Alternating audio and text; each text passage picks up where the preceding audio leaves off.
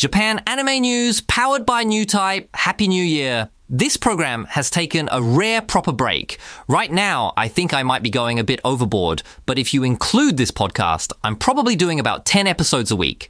I might even be doing more than that. This is about the only time I've taken a break. I'm generally quite active. The reason for this break is that Japanese companies are calling for work-style reforms, and younger employees don't work as much as they used to in traditional Japanese companies. When we joined the workforce, we used to log shifts, right? During this program, we would take on responsibilities like this. And doing a program like this would often involve shifts exceeding 24 hours without any issue. When I asked, what am I going to do? There was a time when the response was something like, what to do is up to you. But now, the same people who used to say that are telling those who are in their first or second year of joining the company, you have to go home in order to ensure they take proper breaks. We have designated time off for Matsuzaki, the developer of Lingueene, to rest properly. Additionally, I can mention that there is usually a gap at the end of December when anime finishes, and then a little break before the new anime starts in January. Right now, for instance, new anime is starting this week. I'm also watching a few of them. So, this program is a podcast that delivers anime information to the world through the multilingual voice translation tool Lingueene. Based on the latest anime information gathered by the Newtype editorial team at KADOKAWA, I, Hisanori Yoshida, will be sharing insights into Japan's anime situation and culture with the world.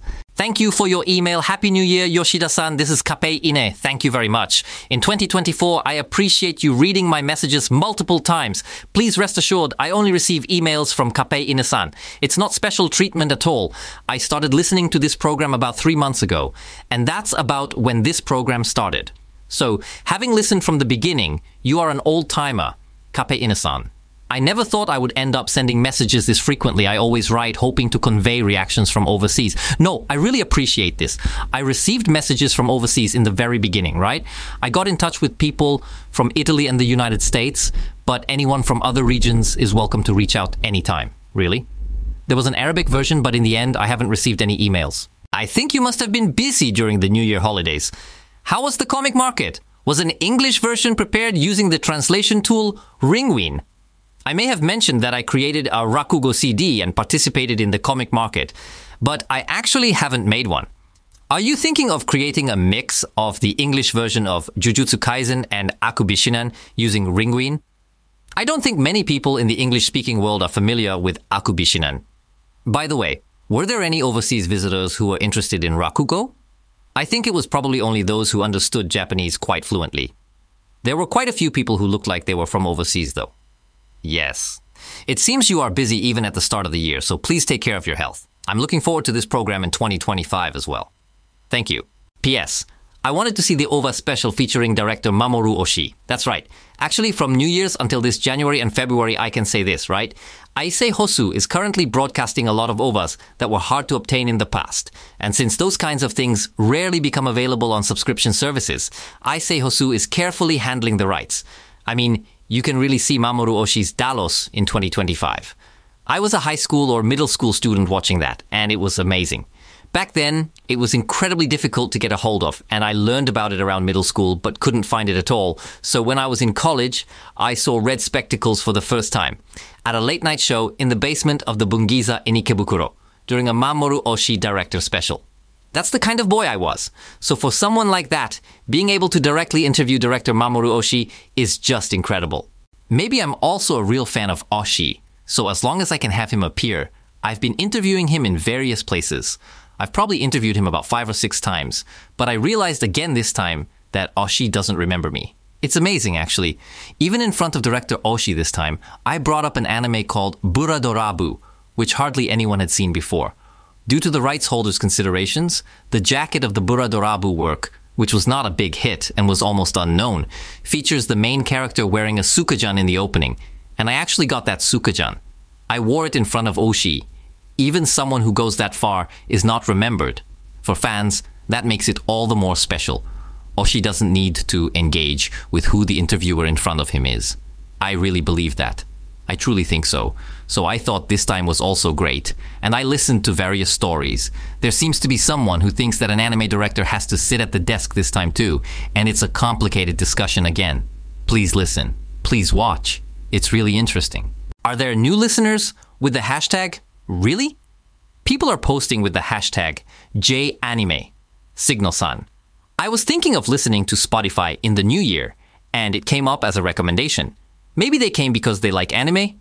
I recommend Yoshida Hisanori-san's nice and easy to listen to voice. It's in English with that same voice. If you like anime, it's also recommended to get information on this Spotify. Thank you. I'm grateful, but it's rare in the sense that this program has gathered information. There aren't many podcasts that summarize anime information in audio like this, so I started it. Moreover, if it gets translated into English and Chinese, it's quite rare. But I do think there's a slight bias in my perspective.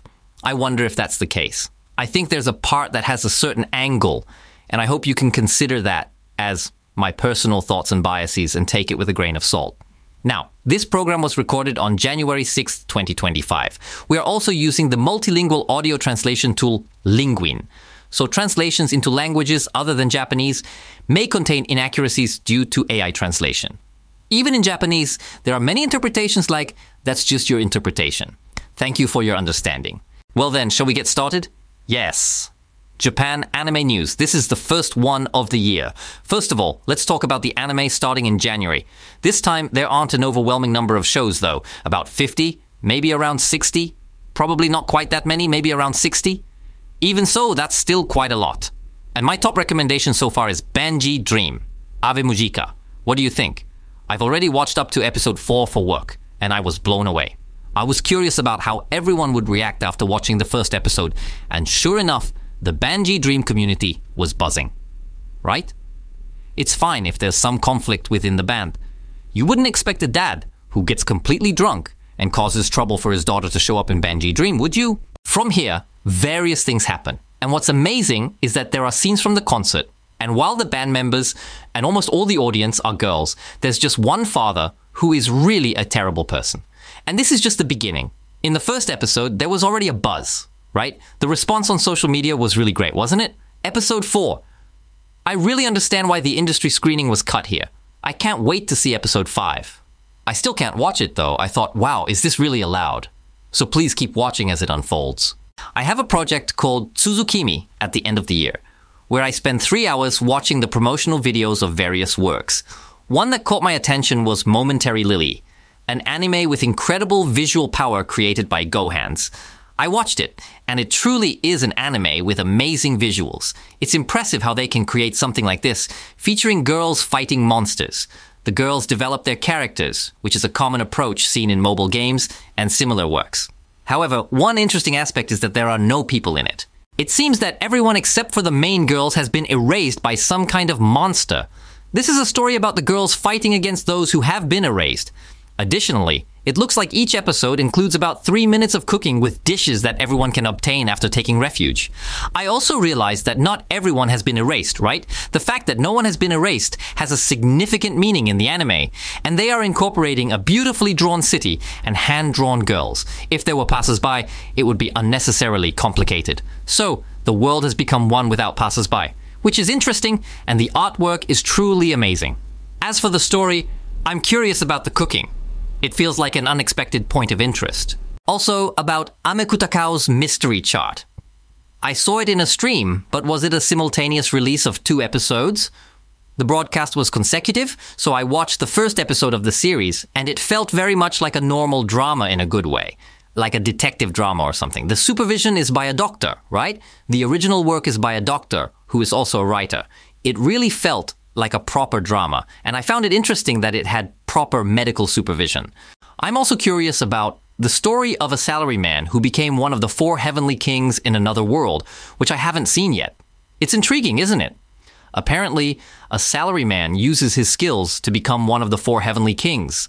Then there's Kuroiwa Medica doesn't understand my cutness. I think it's from today's broadcast, during the recording. The point is that there's an incredibly cute girl who is making all these advances, but Kuroiwa Medica, on the receiving end, doesn't react at all, creating a situation where the beautiful girl is completely missing the mark. That's being portrayed by Yu Serizawa. Yu Serizawa. I was surprised. There was something really interesting. At the end of the year, an event called the Momoaro Song Battle was held at Budokan.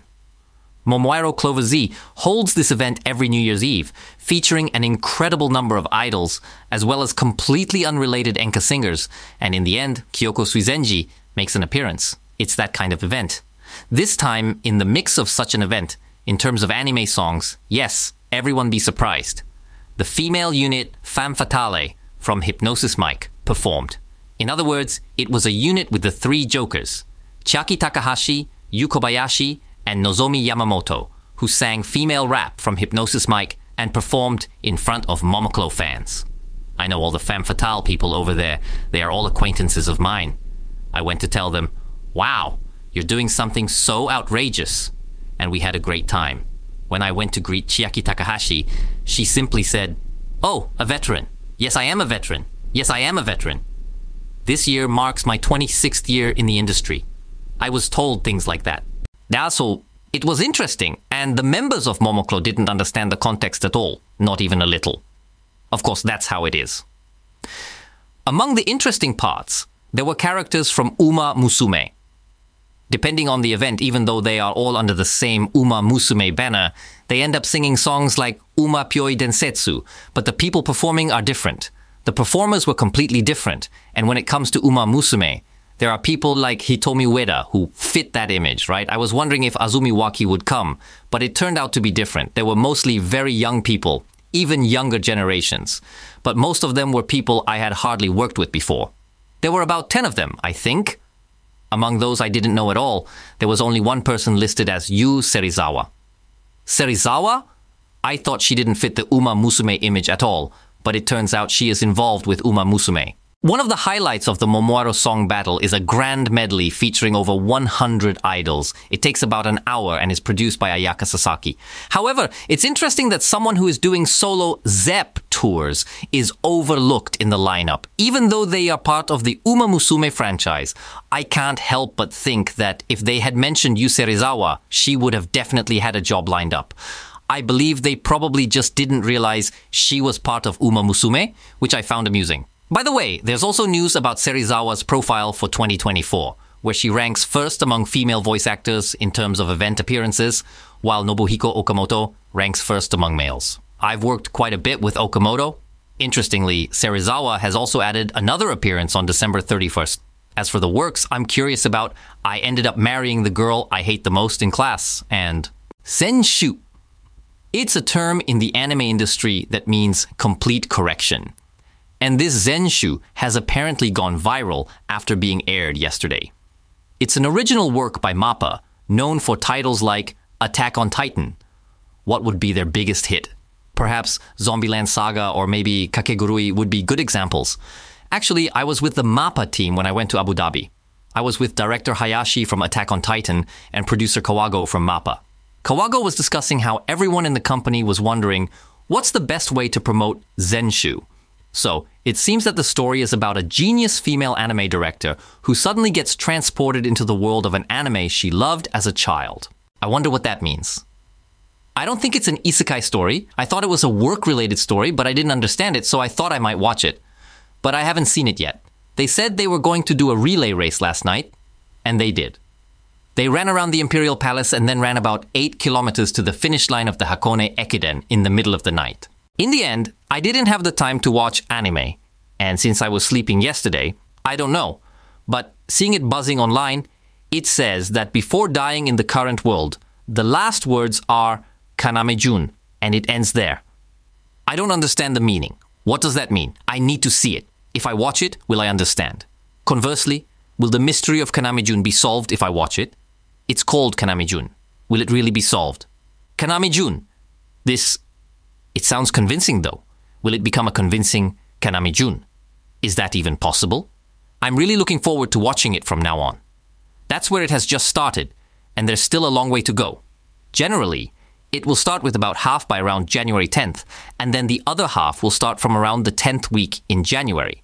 There are special programs on TV for the new year, so I'm looking forward to it. As for the latest anime news, there are many rankings for voice actor event appearances, and Dragon Ball is collaborating with Tomika for the first time. Not with figures. That's right. The first collaboration with Tomika features Goku's flying Nimbus and Bulma's bike. I want to ride them. Vehicle-themed items are coming. Great. Ah, Bulma's bike looks nice, as expected from Toriyama's design. It's scheduled to be released this spring, and in the future, there are plans for the Red Ribbon Army's small fighter jets, Master Roshi's van, Frieza's small pod, and Ox King's car to be released in 2025. A new art book weighing approximately 2.6 kilograms, titled The Art of Studio Ghibli, will be released on January 22nd. This is likely the work of Mr. Oga, a very famous background artist. The book collects background art from all 27 theatrical releases of Studio Ghibli, from Nausicaa of the Valley of the Wind to How Do You Live. It includes 824 pieces of background art and weighs about 2.6 kilograms. The price is 12,000 yen, excluding tax. However, this is typical for art books, as there are aspects that cannot be fully expressed in digital format. Given that it's Ghibli, it will likely sell very well, so it's not surprising that such a large book could be priced even higher. It seems quite reasonable. When calculated by weight, it's quite inexpensive. At 2.6 kilo, it's about 1.2, cheaper than beef. Beef is a bit more expensive, right? Now, after that, an anime production brand called LDH Animation is established. I can only see Sekai-kun being active. You know Sekai-kun, right? Sekai-kun really loves anime a lot. There's a possibility of making something like High and Low in anime form. That could also be an option. Well, there are various possibilities. That's about it for this week. Also, it's important to note that the February issue of Newtype will be released on January 9th, featuring a cover and a special feature on ReZero, starting life in another world. Oh, and by the way, if that's okay, Kobayashi-kun got married during the New Year holidays. That's right. I sent him congratulations via replies and line, but above all, his handwriting is beautiful. Do you know why? Because Kobayashi-kun is an incredibly talented engineer. You know, voice actors often have very different previous jobs. He used to design air conditioning systems. Yes, he was working on ducts, right? You don't come across someone like that very often, do you? It's really something. And speaking of ReZero, he married Uchiyama-san, right? Yumi Uchiyama. It's a ReZero wedding. Be happy even if you are reborn. Isn't this fine as it is? Indeed.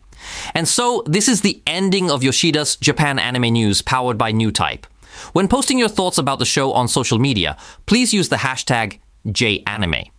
If you have any feedback about the show or anime news you want me, Yoshida, to discuss, please send it via email. The email address is janime@1242.com. Now, once again this year, we will deliver the latest anime news.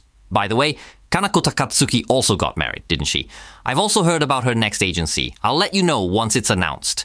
Thank you for your continued support this year as well. This was Yoshida Hisanori, announcer for Nippon Broadcasting.